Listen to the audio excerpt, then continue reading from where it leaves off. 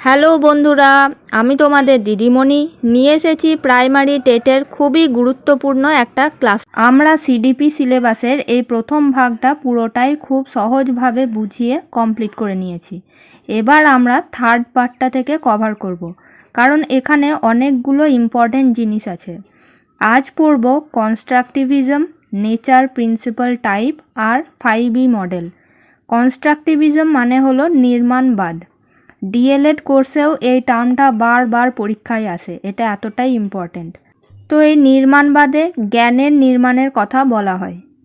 জেরম Bruner একটা সংজ্ঞা দিয়েছেন নির্মাণবাদের, সেটা হলো তিনি বলেছেন নির্মাণবাদ হলো শিখনের একটি তত্ত্ব যেখানে মনে করা হয় শিক্ষার্থী সক্রিয়ভাবে তার পূর্ব এবং বর্তমান অভিজ্ঞতার ভিত্তিতে নতুন চিন্তা ও ধারণাকে গঠন করে।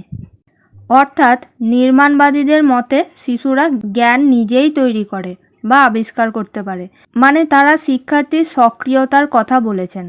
তাদের মতে শিশু হলো একটি সক্রিয় সত্তা, নিষ্ক্রিয় নয়।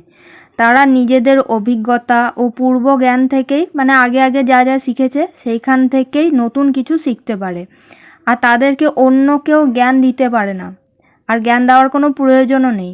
শিশু নিজেই জ্ঞান আবিষ্কার করে। আগের ক্লাসগুলো যদি দেখে থাকো তো জানবে আমরা পিয়াজে, ভাইগটস্কি প্রভৃতি বিভিন্ন থিওরি পড়েছি। এই পিয়াজে আর ভাইগটস্কি দুজনেই ছিলেন কনস্ট্রাকটিভিস্ট, অর্থাৎ তারা দুজনেই বিশ্বাস করতেন যে শিশুরা নিজস্ব চেষ্টায় সক্রিয় হয়ে নিজেদের মধ্যে আলাপ আলোচনা ও জিজ্ঞাসাবাদ করার মাধ্যমে নতুন নতুন জিনিস আবিষ্কার করে, আর এইভাবে তাদের জ্ঞানের বৃদ্ধি হতে থাকে।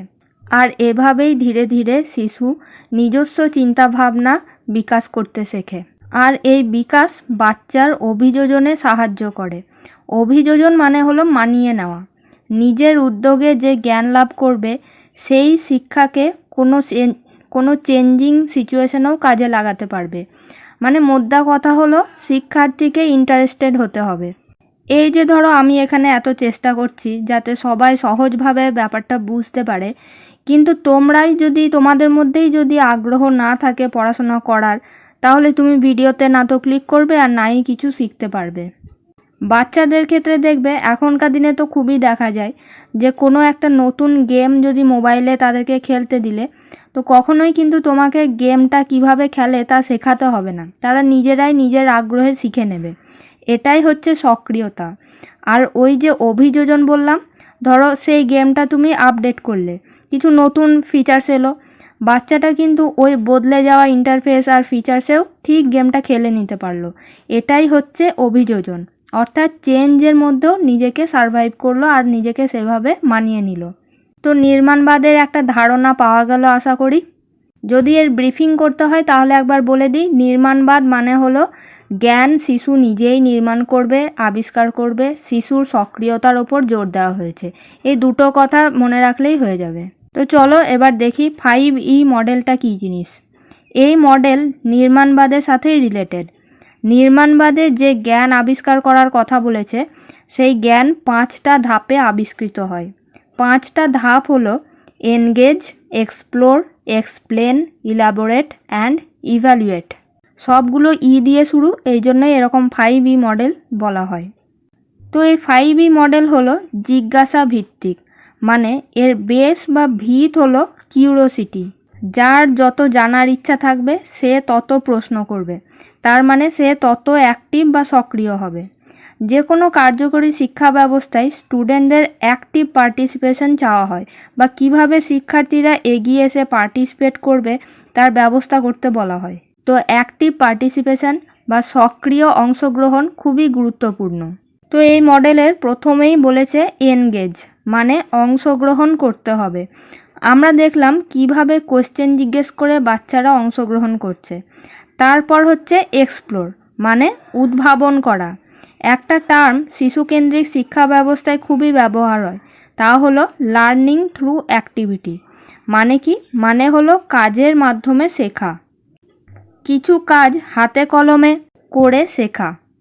তার এজামিন পার বলে আমির খানের একটা সিনেমা আছে, ওখানে দেখবে একটা সিনে দেখানো হচ্ছে যে বাচ্চারা দুটো পেনকে গার্ডার দিয়ে বেঁধে তাতে একটা ব্যাটারি সেট করে ছোট একটা খেলনা গাড়ির একটা পাখা লাগিয়ে, যেটাকে প্রপেলার বলে, তো এটা লাগিয়ে একটা জলজাহাজ বানিয়েছে।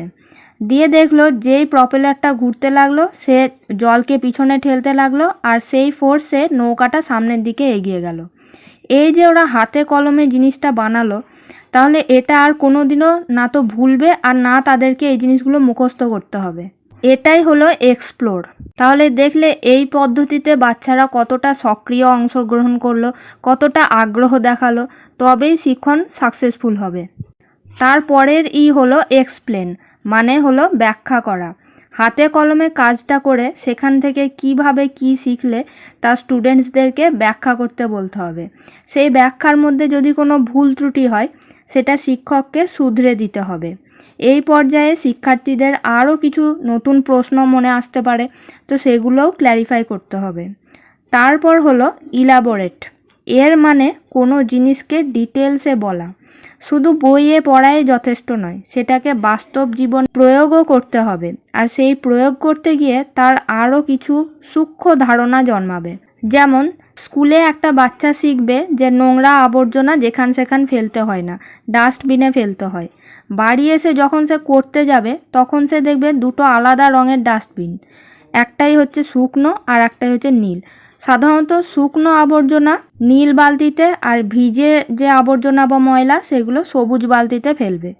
তখন সে ডিটেলসে বুঝবে যে পচনশীল অপচনশীল বর্জ্যের পার্থক্য, তারপরে জানবে যে এগুলো কেন করা হয়। তার মানে কি, ওয়েস্ট রিসাইক্লিংয়ের একটা ধারণা তার মধ্যে আসবে। এটাই হলো ইলাবোরেশন। তার মানে কি হলো, মেন জিনিস যেটা শিখতে গেল সেটা হলো যে আবর্জনা ডাস্টবিনে ফেলতে হবে। এইটা যখনই সে হাতে কলমে করতে গেল তখনই সে আরও কিছু আনুষঙ্গিক বিষয় সম্পর্কে জেনে নিল। তাহলে এটাই ইলাবোরেশন হলো। তারপরের হলো ইভ্যালুয়েট, তার মানে মূল্যায়ন করা। থ্রু আউট দ্য প্রসেস, এই যে এনগেজ, এক্সপ্লোর, এক্সপ্লেন, ইলাবোরেশন, এর মাধ্যমে তারা কি কতটা শিখলো তা বোঝার জন্য মূল্যায়ন করতে হবে। এই মূল্যায়নের মাধ্যমে তুলনা করা যায় তাদের জ্ঞানের পরিধি, তারা আগে কতটা জানতো আর এখন কতটা শিখলো, কোনো জিনিস ভুল শিখেছে কিনা, আর যদি ভুল শেখে তা এই পর্যায়েই শুধরে দিতে হবে। তো এই হলো 5 5টা এরপর কয়েকটা এমসিকিউ দেখে নিই। 5 নম্বর যে এমসিকিউটা থাকবে সেটা খুবই ইম্পর্টেন্ট, তো মন দিয়ে সবগুলো এমসিকিউ দেখো আর আমার উত্তর বলার আগে নিজে করার চেষ্টা করো। প্রথম কোশ্চেন হলো 5E মডেলের প্রধান উদ্দেশ্য কী? অপশান হলো শিখন পদ্ধতি ত্বরান্বিত করা, শিক্ষার্থীদের প্রতিযোগী করে তোলা, শিক্ষার্থীদের সক্রিয় অংশগ্রহণ করা, শিক্ষক শিক্ষার্থী সুসম্পর্ক গড়ে তোলা। এই কোশ্চেনটা একদম নির্মাণবাদের বেস, আশা করি সবাই পারবে। সঠিক উত্তর হলো অপশান সি, শিক্ষার্থীদের সক্রিয় অংশগ্রহণ করা। অর্থাৎ শিক্ষার্থীদেরকে অ্যাক্টিভ পার্টিসিপেট করতে হবে, তাদের মধ্যে একটা কিউরিওসিটি থাকবে আর তার ফলে তারা নানা কোশ্চেন জিজ্ঞেস করবে। এভাবে নিজের সক্রিয়তা দেখাবে আর এভাবেই তারা জ্ঞান অর্জন করবে। নেক্সট কোশ্চেন হলো নিম্নলিখিত কোনটি সক্রিয় শিখনের প্রথম ধাপ? এনগেজ, না এক্সপ্লোর, না ইলাবোরেট, না এক্সপ্লেন। এই যে 5E মডেলের 5টা এটা কিন্তু হ্যাপাজার্ড বললে হবে না, এর একটা ক্রোনোলজি আছে। ওই জন্যই কোশ্চেনটা বলেছে প্রথম ধাপ কোনটা, পরপরই মনে রাখতে হবে। তো এখানে সঠিক উত্তর হলো অপশান এ, এনগেজ। যে কোনো প্রসেসেই হোক আগে নিজেকে এনগেজ করতে হবে, তারপরে তার উন্নতি হবে। সে শিখবে, ভুল করবে, তারপরে কিছু, প্রথমেই তাকে এনগেজটা হতে হবে। চলে যাচ্ছি নেক্সট কোশ্চেনে। বলেছে নির্মিতিবাদের জনক কে? ভাইগটস্কি, না পিয়াজে, না কোলবার্গ, না চমস্কি। সঠিক উত্তর হলো অপশান বি, পিয়াজে। এই পিয়াজে ছিলেন একজন সুইজারল্যান্ডের মনস্তত্ত্ববিদ। আর পিয়াজের কগনিটিভ ডেভেলপমেন্ট থিওরি আমরা আগেই কিন্তু কভার করেছি। তোমরা যারা আমার কাছ থেকে পড়তে চাও তো আগের ভিডিওগুলো দেখে নেবে। পিয়াজে, ভাইগটস্কি, কোহলবার্গ এই সকলেরই থিওরি আমরা কভার করে ফেলেছি অলরেডি। তো পিয়াজে বলেছিলেন শিশুর জ্ঞানমূলক বিকাশের কথা, আর তিনি বলেছিলেন স্কিমার কথা। মনে পড়ছে কি? স্কিমা মানে হলো পূর্ব জ্ঞান। ওই লেকচারে আমরা দেখেছিলাম যে পিয়াজের মতে জ্ঞান জন্মগত নয়, জ্ঞান মানুষ আহরণ করে। তাহলে নির্মিতিবাদের যে জনক তিনি হলেন পিয়াজে। পরের কোশ্চেন হলো সামাজিক নির্মিতিবাদের প্রতিষ্ঠাতা কে? ব্রুনার, ডিউই, গিলফোর্ড না ভাইগটস্কি? ভাইগটস্কির ক্লাসও যদি দেখে থাকো সহজেই এই কোশ্চেনের আনসার দিতে পারবে। এখানে সঠিক উত্তর হলো অপশন ডি, ভাইগটস্কি। কারণ আমি বলেছিলাম যে সামাজিক ওয়ার্ডটা আসলেই ম্যাক্সিমাম ক্ষেত্রে উত্তর হবে ভাইগটস্কি। SCL বলে একটা ওয়ার্ড বলেছিলাম, একটা নিউমোনিক্স বলেছিলাম। S ফর সোশ্যাল মানে সামাজিক, C ফর কালচারাল মানে সাংস্কৃতিক, আর L মানে ল্যাঙ্গুয়েজ অর্থাৎ ভাষা। এই তিনটে ওয়ার্ডই ভাইগটস্কির সাথে রিলেটেড। চলে যাচ্ছি নেক্সট কোশ্চেনে। নিচের মধ্যে কে নির্মাণবাদ নন? অপশান হচ্ছে পিয়াজে, ব্যান্ডিউরা, ভাইগটস্কি না ব্রুনার। প্রথমেই বললাম এই কোশ্চেনটা খুবই ইম্পর্ট্যান্ট, কারণ এই কোশ্চেনের প্রত্যেকটা অপশান আমরা একটু আলোচনা করব যাতে রিভাইজ হয়ে যায়। তো সঠিক উত্তর হলো ব্যান্ডিউরা। ব্যান্ডিউরা এটা ইংলিশ প্রোনাউন্সিয়েশন, আর যদি বাংলায় বলো বান্দুরা। তো এই বান্দুরা কিন্তু নির্মাণবাদে বিশ্বাস করতেন না। তিনি বলেছিলেন নির্মাণবাদরা মনে করেন যে শিশু সক্রিয় সত্তা, শিশুদেরকে অন্য কাউকে শেখানো দরকার নেই, তারা নিজেরাই জ্ঞান আবিষ্কার করে। কিন্তু বান্দুরা বলেছেন যে শিশুরা অন্যকে ইমিটেশন করে, ইমিটেশন মানে অন্যকে নকল করে, দিয়ে শেখে। আর এই নকল করার জন্য শিশুর মধ্যে অবজারভেশন স্কিলের ওপর তিনি জোর দিয়েছেন। অবজারভেশন স্কিল মানে হচ্ছে পর্যবেক্ষণ দক্ষতা। মানে তিনি বলেছেন শিশু কাউকে ভালোভাবে দেখবে, সে কি করছে, কেমন আচরণ করছে, দিয়ে সেও সেরকমই ব্যবহার করবে। শিশু নিজে নিজে কিছু আবিষ্কার করে না, শিশু যেমন দেখবে সেরকমই করবে, এটা বান্দুরা বলেছেন। তাই তিনি নির্মাণবাদীদের মধ্যে পড়েন না। বাকি যে তিনটে অপশন পিয়াজে, ভাইগটস্কি আর ব্রুনার, তিনজনই হলেন নির্মাণবাদ। পিয়াজে আমরা অলরেডি 3 নম্বর কোশ্চেনে একটু আলোচনা করেছি।